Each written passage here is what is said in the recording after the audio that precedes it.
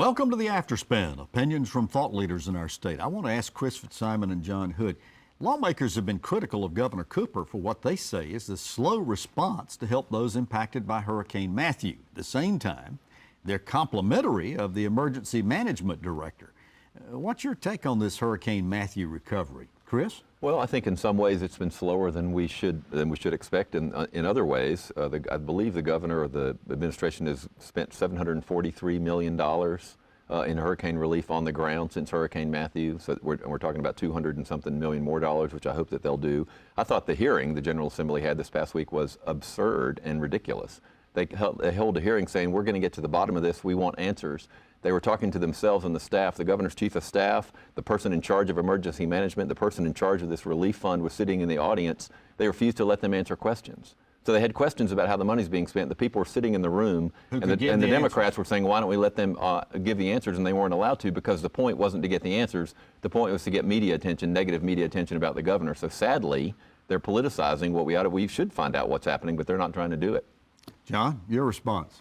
Well, the governor has been traveling for the last several weeks out politicizing the issue and tried to claim credit for recovery, and the Republicans were pointing out, actually much of the money has been spent. The area of problem appears to be mostly in the housing funds. And what the Republicans were arguing is in other states like South Carolina, the same program doing the same things, they've already expended the funds. So either Cooper administration in the area of housing assistance is incompetent, which I guess is the implication, or North Carolina has too many regulations, and places like South Carolina get the aid spent faster because they don't regulate it as much. I don't know that there is a number 3 option. So either incompetence or change the law. I like to do that. They could have found out the answer to that question if they would have said, Chief of staff, would you? Well, they didn't. So don't ask. So have a hearing to get answers. A straight answer. So have a hearing to get answers and don't ask anybody any questions. I take your point, but they would not have gotten a straight answer on this question. They got some TV coverage, and that was the point.